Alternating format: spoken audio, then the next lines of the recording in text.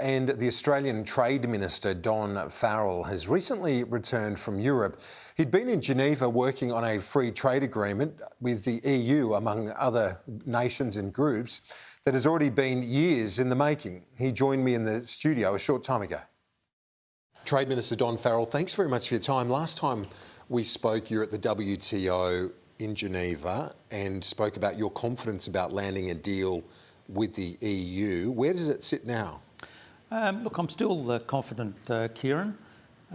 We've got some hard negotiating to do over the next few months, but I had a very positive reaction from all of the Europeans that I met. One of the things I've done since I spoke to you last was actually meet with the French Trade Minister. I got a very positive reaction from him.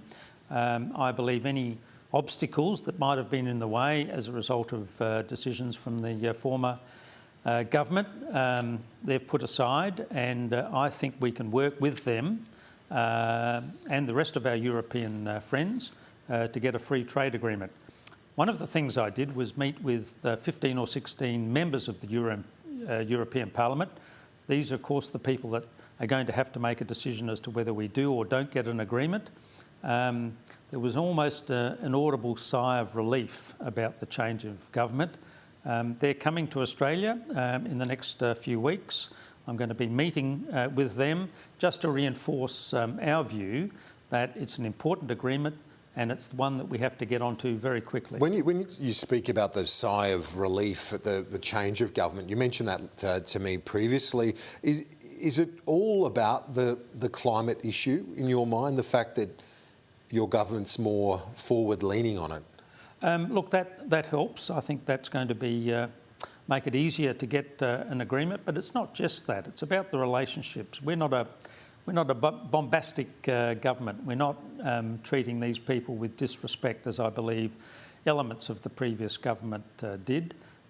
We want a good, respectful relationship with these countries. We expect them to treat us in that same way. We're going to treat them in that way. And over a lifetime in politics, Kieran, I've discovered that civility is never a sign of weakness. I think it's a strength. We're going to have good, solid, respectful civil relations with these countries, and I think that's going to lead to a very good agreement with one of the largest trading blocs in the world. So with the French meeting as well, it's interesting you make that point about your counterpart and saying that the rapprochement looks like it's been secured ahead of the Prime Minister meeting with the President at the Elysee Palace over the next few days. So you would expect a warm reception for him there? Look, I would expect that. I've been to Indonesia with the Prime Minister only just recently. We had a very positive response from the President of Indonesia. In fact, he sang happy birthday to me on the occasion of my recent birthday. Happy birthday. No, Anthony's making all the right steps. The French relationship is an important one to us. The French are in countries very close to Australia. There are good defence reasons why we want a good relationship with them, but we want them to think positively about that trade relationship. We want a good trading relationship with France and the rest of our European allies, and I think the meeting between Prime Minister and the President of France will be a very good step forward. What sort of benefit can we expect from an EU trade deal in dollar terms? Well, look, I can't give you an exact figure on that at this point in time. What I know is, though, that free trade is good for a country like Australia. One of the things that we were able to achieve during the World Trade Organisation discussions was progress towards freeing up the world trade system. The more Australia is able to sell its products overseas, then of course we improve the productivity and the prosperity of our people. We don't subsidise our agricultural products. That means that we compete on a level playing field, and because our products are good products, they're high quality products, it means that we can sell those products into the European market. without being subject to high tariffs. On the UK and the India deals, they're done. It's just awaiting ratification. Yeah.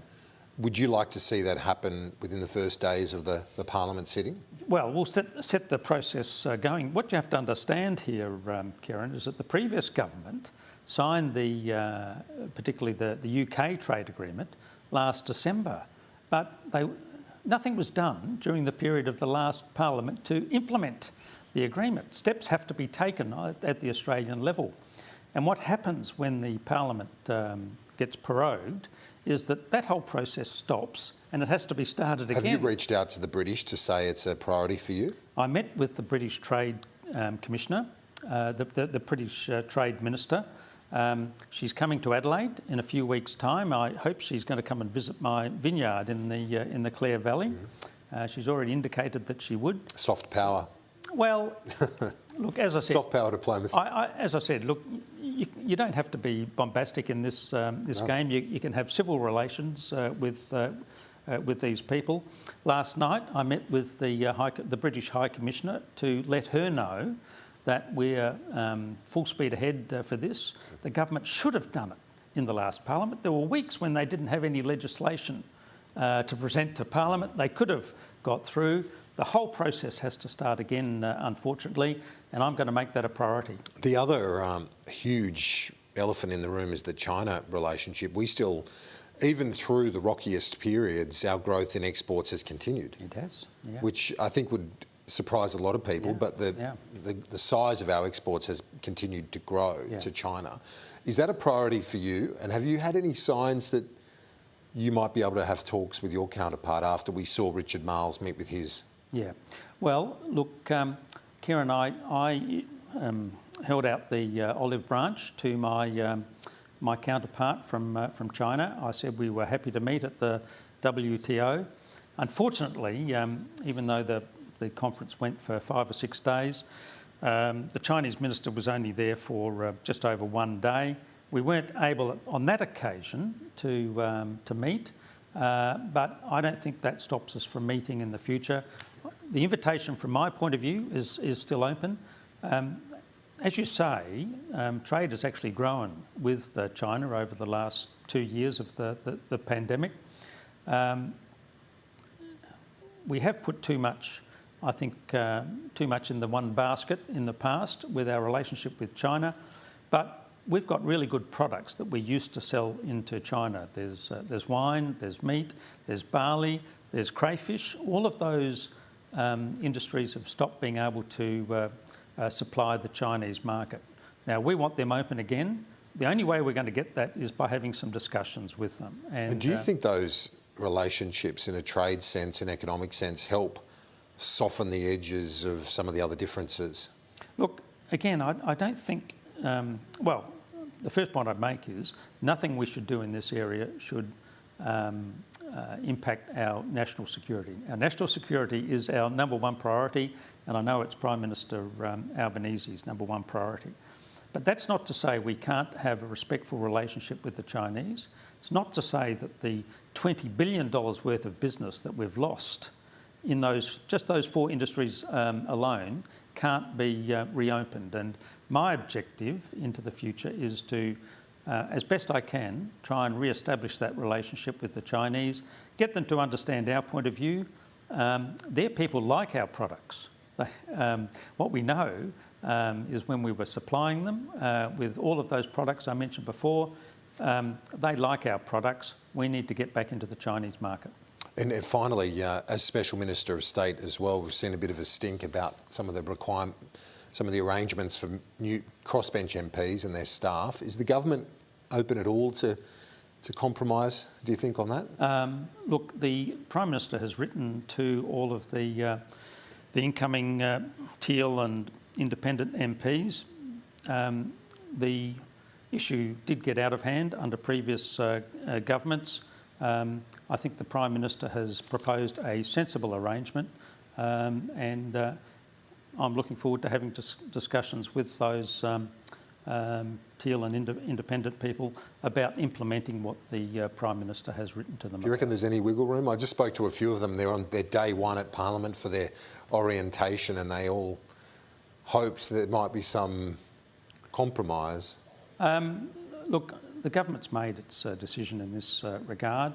The thing did get out of hand. You know, the idea that you have an MP in one seat with 4 staff, the adjoining seat 8 staff, just depending on whether they're government or Teal, that's an unacceptable position, and I think we've restored it to what I think is a fair and reasonable outcome. Trade Minister and Special Minister of State Don Farrell, thanks for your time. I appreciate it. Thanks, Kieran.